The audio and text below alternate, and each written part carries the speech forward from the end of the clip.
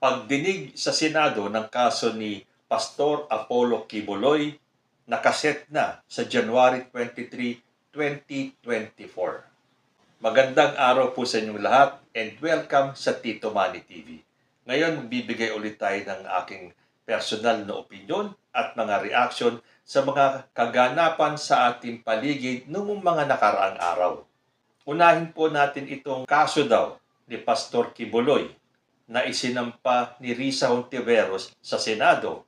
Ayon po dito sa balita, the Senate is set to begin its probe into the alleged criminal activities of Kingdom of Jesus Christ founder Apollo Kibuloy on January 23, 2024. A copy of the notice of the hearing on the self-proclaimed appointed Son of God issued on December 13 was shared to reporters by the Office of Senate Deputy Minority Leader Risa Hontiveros, Chair of the Committee on Women, Children, Family Relations, and Gender Equality. Hontiveros' office likewise shared a copy of the Senator's letter to Justice Secretary Jesus Crispin Remulla dated December 13, formally seeking the issuance of an immigration lookout bulletin order for Kibuloy so he will be in the Philippines during the hearing date. Aba, naninigurado si Risa Hontiveros na dapat nandito si Kibuloy sa araw na yon. Sabi pa niya, in the interest of justice and due process, it is my strong desire to ensure that he will be physically present in the Senate for the hearing. Pero sinabi po ni DOJ spokesperson Miko Clavano na hindi sila pwedeng mag-issue ng ILBO hanggat walang preliminary investigation dahil yun po ay isang requirement para makapag-file ng Immigration Lookout Bulletin Order.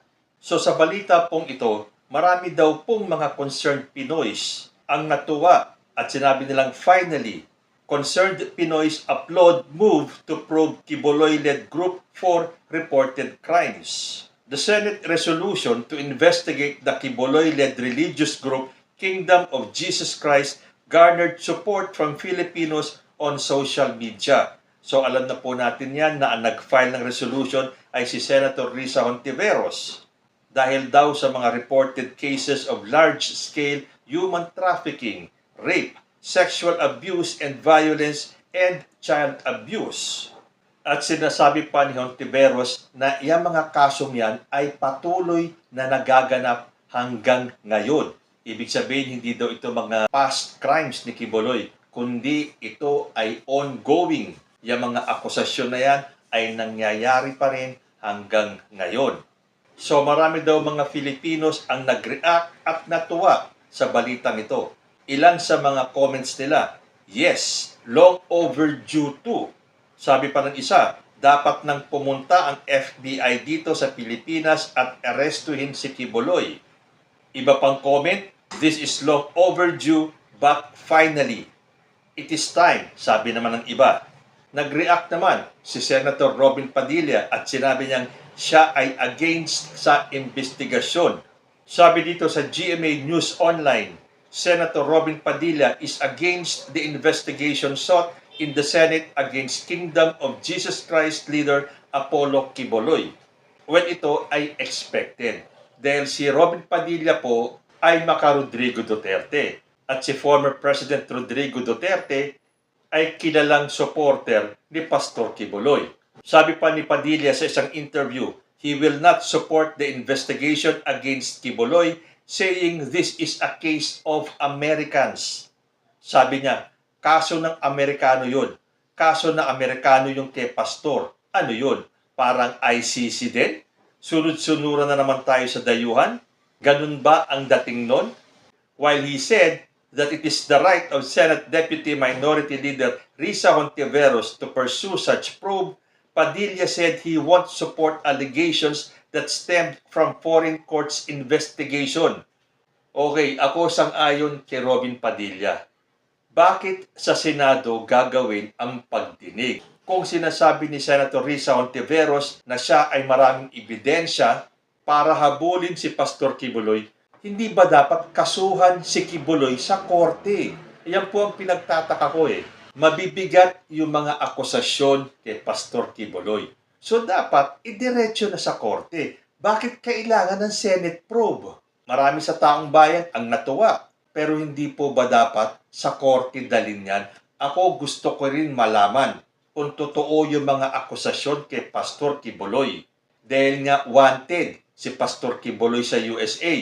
At tama nga na meron naglabas dito niyan. At yan nga si Risa Hontiveros.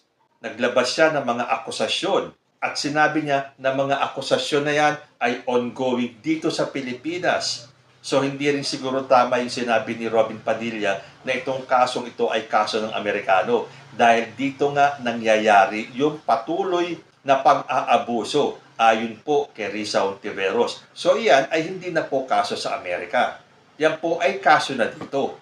Kung yan ay dadalhin na sa korte, bakit kailangan pang idaan sa Senado kung napakalakas naman ng mga ebidensya ni Risa Hontiveros? Yun lang po ang aking katanungan. Hindi po ako against sa investigasyon. Gusto ko rin malaman kung totoo o hindi ito mga aligasyon kay Pastor Quiboloy. Kapag siya ay napatunayan na nagkasala, ikulong nyo yan. Pero hindi ba dapat sa proper courts o ganyan ba talaga ang kalakaran? Hindi ko po kasi alam na kapag malaking personalidad, dapat sa Senado dadaan at hindi sa korte natin. Kaya nga ang abogado ni Quiboloy ay hinamon si Risa Hontiveros na dalhin ang kanyang mga aligasyon sa korte. Sabi po rito sa balita sa GMA News Online, the lawyer of Kingdom of Jesus Christ leader Apollo Quiboloy on Tuesday dared opposition Senator Risa Hontiveros to bring the allegations of exploitation, child abuse, and sexual harassment to the proper courts and not in the Senate. In a phone interview with reporters, lawyer Ferdinand Topacio dismissed the allegations raised by Hontiveros in the Senate as mere deception. Sabi po ni Topacio, ang ginagawa po ni Senator Risa Hontiveros ay isang panlilinlang sapagkat ang sinasabi po niya, gusto niyang imbestigahan itong mga aligasyon ng human trafficking. May mga testigo raw siya laban kay Pastor Quiboloy at sa grupo ng Kingdom of Jesus Christ. Ngunit itong bagay na ito ay hindi po dapat sa Senado iniimbestigahan. Siya ay aking hinahamon. Kung tingin mo matibay ang iyong mga testigo, makatotohanan ang sinasabi nila, bakit hindi mo dalhin sa hukuman kung saan patas ang laban, may due process? Bakit gusto mo sa Senado ang paglilitis? Sapagkat sa Senado, lamang na lamang ka, agrabyado kami. So sa tingin ko, tama naman tong abogado ni Pastor Quiboloy. Kayo po sa tingin ninyo, tama ba na sa Senado dinala ni Risa Hontiveros itong kaso kay Quiboloy o hindi ba dapat na dumiretso siya sa korte dahil sinasabi naman niya na meron siyang mga matitibay na ebidensya. Ako, tulad ng marami dyan, ay gustong malaman ang katotohanan. Guilty ba si Pastor Quiboloy o siya ay hinaharas lang o iniipit lang dahil sa issue ng SMNI? So titingnan natin sa January 23, 2024 sa pagsisimula ng probe sa Senado kung ano ang kahihinatnan ng kasong ito. Kung ito ay dadalhin din nila sa korte, abay magsasayang lang ng panahon itong sa Senado kung ipagpapatuloy itong pagdinig na ito tapos irerekomenda din nila na ituloy sa korte at kasuhan si Pastor Quiboloy. Yan po ang ating aabangan. Ang pangalawang gusto ko naman pong bigyan ng opinyon at reaksyon ay itong pagkaka-aresto di umano kay Jam Magno. Si Jam Magno po dun sa mga hindi nakakakilala ay isang pro-DDS or pro-Duterte supporter. At siya po ay inaresto daw. Pero lumabas po ang katotohanan na hindi po inaresto si Jam Magno, kundi siya ay nag-voluntary surrender.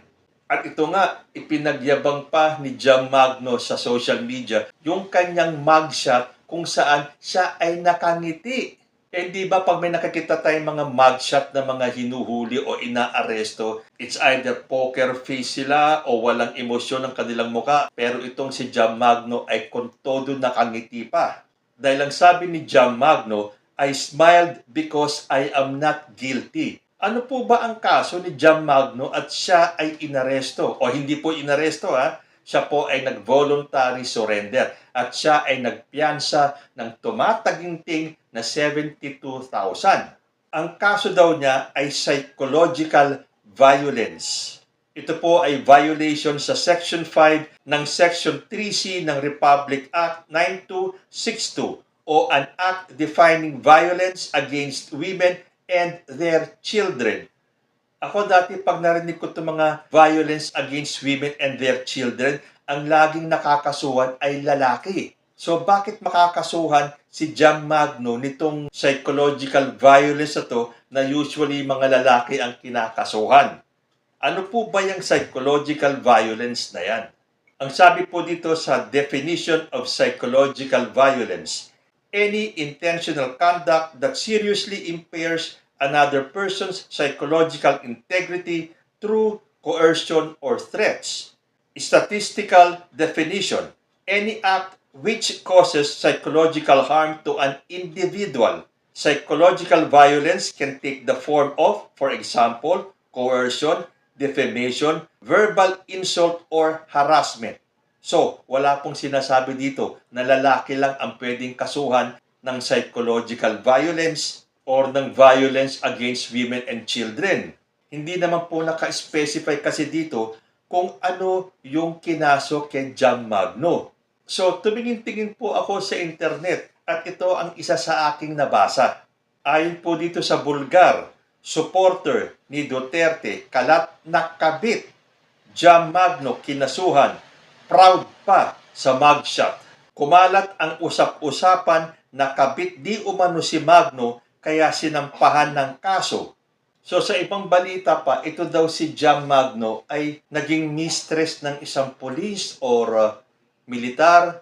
Hindi po maliwanag yun eh. So sinampahan siya ng kaso ng tunay na asawa nung kanyang kalaguyo di umano. Kasi hanggat hindi po nagkakaroon ng pagdinig dito, hindi po natin malalaman kung totoo ito nga ang dahilan kung bakit sinampahan ng kaso si Jam Magno. So isa pa rin po ito sa ating susubaybayan.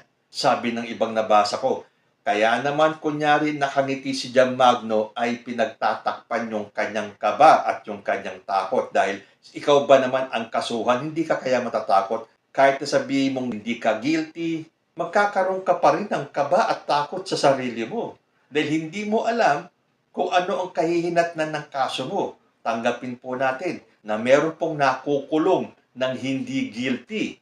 E paano kung malakas ang kalaban ni Jam Magno?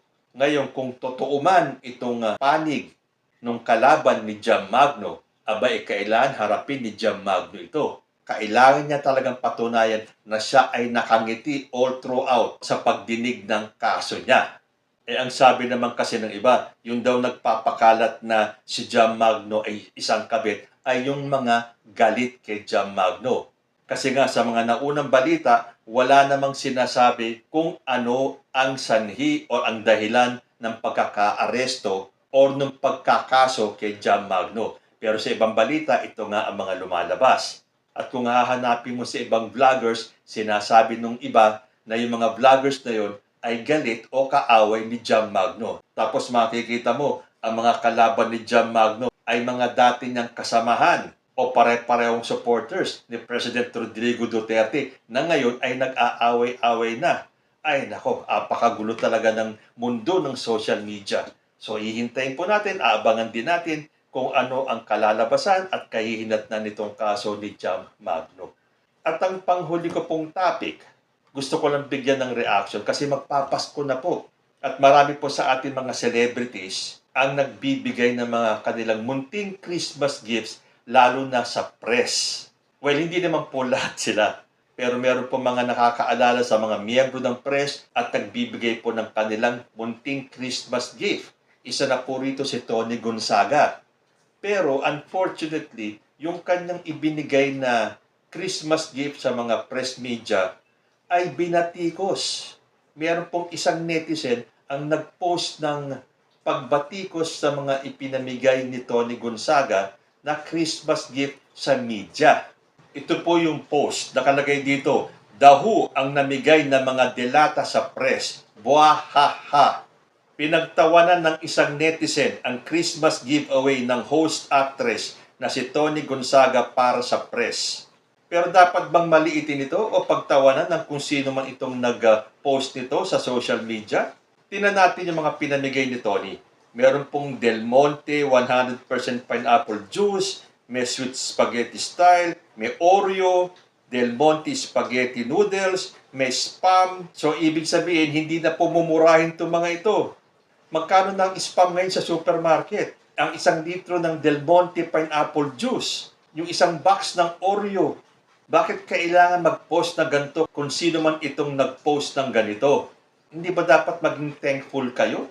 At kayo ay naalala ni Tony Gonzaga na bigyan ng kahit na konti o kahit na sabihin nating munting regalo para sa Pasko, natural naman to. Pasalamat nga kayo at isa kayo sa naalala ni Tony Gonzaga na bigyan ng Christmas gift ngayong Pasko. Hindi ba ang Pasko ay pagbibigay? And we have to be thankful na kayo ay nakatanggap ng gantong regalo.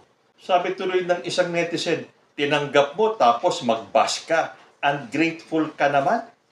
Totoo nga naman yun. Tinanggap mo tapos ibabash mo.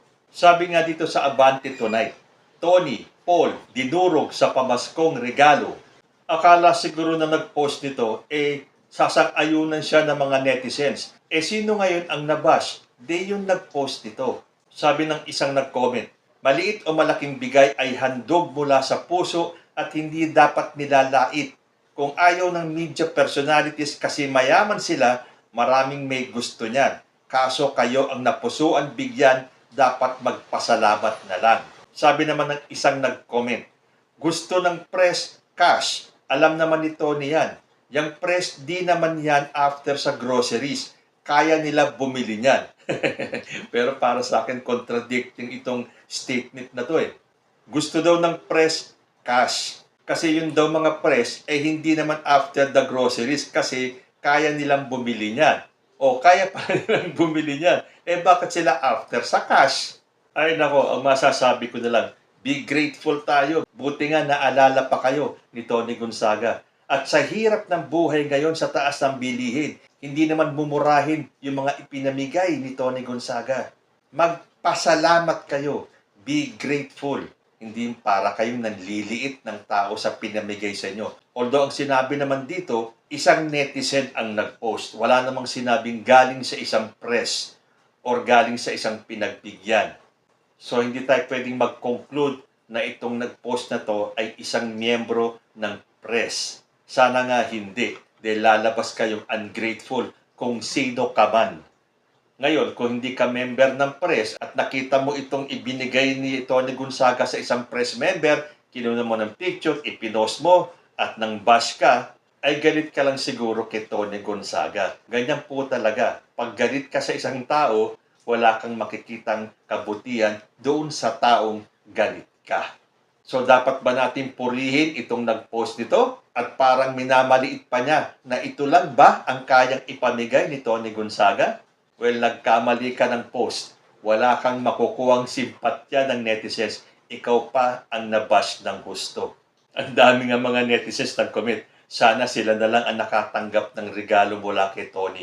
Magpapasalamat pa sila. So sa mga tulad dito, mga ingratang ito, kung ikaw man ay miyembro ng press, siguradong hindi ka na makakaulit kay Tony Gonzaga. At kung ito mga naninira lang, dahil galit sila kay Tony Gonzaga, siguradong hindi naman kayo papatulan ni Tony Gonzaga. Dahil marami-rami naman ng issue ang ibinato kay Tony Gonzaga nang dahil siya ay isang Bongbong Marcos supporter. Pero pinatulan ba sila ni Tony Gonzaga? Hindi. So sino ngayon ang lumalabas na asartalo? So ilang araw na lang po magpapasko na. Sana matuto tayong magkaroon ng grateful heart, lalo na ngayong malapit na ang araw ng Kapaskuhan. Hanggang dito na lang po muna tayo. Hanggang sa susunod na mga issues. Maraming salamat po.